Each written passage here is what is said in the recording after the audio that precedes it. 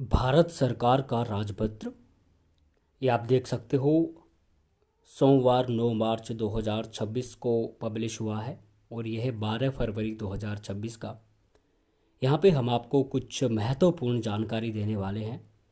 तो इन्होंने यहाँ पे लिखा है कि जो 2016 के रिक्रूटमेंट रूल्स थे CHTI के, या हिंदी टीचिंग स्कीम आप कह सकते हो, असिस्टेंट डायरेक्टर लैंग्वेज के, वो इन्होंने चेंज कर दिए हैं। तो पहले क्या रूल्स थे उसके बारे में हम जानते हैं और क्या चेंजेस हुए हैं वो तभी आपको समझ में आएगा। यहाँ पे देखिए, उस टाइम पे इनकी जो सैंक्शन पोस्ट थी 55 थी 2016 में, और इन्होंने लिखा था यहाँ पे साफ साफ आप देख सकते हो कि आपकी जो रिक्रूटमेंट है ये प्रमोशन से हो सकती है, या फिर डेप्यूटेशन से, या फिर आप कह सकते हैं कि ये हो सकती थी कॉन्ट्रैक्ट बेसिस पे। ये साफ साफ इन्होंने यहाँ पे लिखा है। आगे फिर इन्होंने जो क्वालिफ़िकेशन थी उस टाइम पे जो SSC में होती है कि मास्टर डिग्री आपके पास होनी चाहिए, MA इंग्लिश हो, हिंदी हो, या किसी और सब्जेक्ट में हो, किसी और मीडियम में हो, उसके जो फिर यहाँ पे कॉम्बिनेशन बनाते हैं ग्रेजुएशन में आपके पास ये सब होना चाहिए। लेकिन इस बार इसके साथ साथ PG डिप्लोमा या 2 साल का एक्सपीरियंस नहीं, बल्कि 3 साल का एक्सपीरियंस आपका ट्रांसलेशन में हो या फिर रिसर्च में हो तो आप इस पोस्ट के लिए एलिजिबल हो जाते थे। लेकिन अब UPSC ने क्या चेंजेस यहाँ पे किए हैं नए रिक्रूटमेंट रूल्स में, ये आप देख सकते हो। असिस्टेंट डायरेक्टर लैंग्वेज 150 पोस्ट कर दी हैं, 55 से बढ़ा के लगभग 3 गुना आप मान सकते हो। तो ये बहुत बढ़िया चीज़ है। दूसरी चीज़, ग्रुप A में आती है, गेजेटेड होते हैं, लेवल 10 में आती है, 56,100 रुपये आपका बेसिक पे होता है। आगे कहते हैं 35 साल यहाँ पे आपकी एज लिमिट है। उसके साथ साथ सेंट्रल गवर्नमेंट के एम्प्लॉयज़ को 5 साल का एक्सपीरियंस मिलता है, और क्रूशल डेट जो है वो UPSC ही डिसाइड करेगा, मतलब सब कुछ उनके ऊपर है, UPSC ही इसकी रिक्रूटमेंट कराएगा। तो UPSC क्या कराएगा, या तो लास्ट डेट रखेगा जो आपके ऑप्शन ये आपका जो एप्लीकेशन फॉर्म है उसको भरने की होती है, या फिर जो भी वो टाइम पे देखा जाएगा।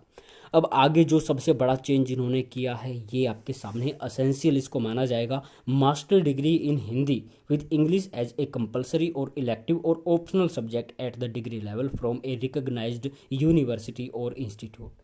यानी यहाँ पे साफ साफ दिख रहा है कि आपका MA हिंदी होना चाहिए, और MA हिंदी है तो नंबर 2 पे लिखा है नेट क्वालिफाइड।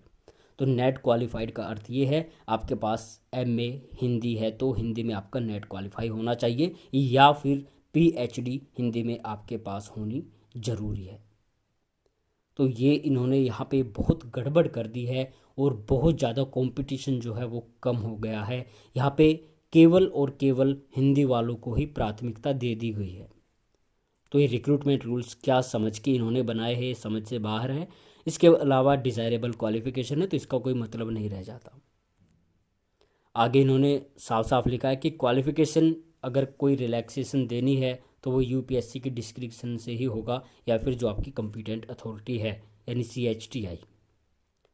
आगे कहते हैं डायरेक्ट रिक्रूटमेंट होगी, 100% पोस्ट डायरेक्ट रिक्रूटमेंट से भरी जाएंगी। ये बहुत बढ़िया चीज़ है।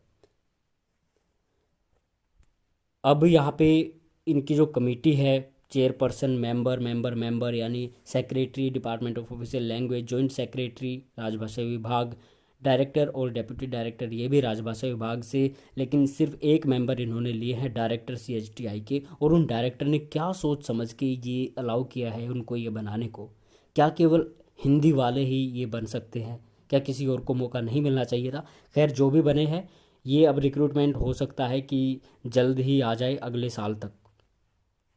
तो जिनके पास नेट है, PhD है, बहुत बढ़िया। जिनके पास नहीं है, अगर वो ये बनना चाहते हैं तो भैया उनको तैयारी करनी पड़ेगी। और इस रिक्रूटमेंट में बहुत बड़ा कंपटीशन होने वाला है, नो डाउट। हिंदी वाले सारे लोग आने वाले हैं, जिनको ट्रांसलेशन का कुछ पता नहीं है वो लोग भी आने वाले हैं। खैर, यहाँ पे जो असिस्टेंट डायरेक्टर है उसका कुछ और ही रोल होगा, क्योंकि CHTI में टीचिंग का काम होता है, ना कि ट्रांसलेशन का।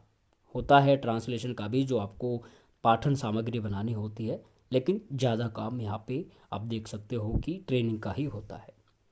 तो ये थे UPSC के रिक्रूटमेंट रूल्स, और इनमें कोई बड़ा चेंज होगा मुझे इतना लगता नहीं है। क्वालिफिकेशन सेम रहेगी। अगर आपके पास नेट नहीं है तो नेट की तैयारी कर लो, आपके पास PhD नहीं है, PhD कर रहे हो तो बहुत बढ़िया।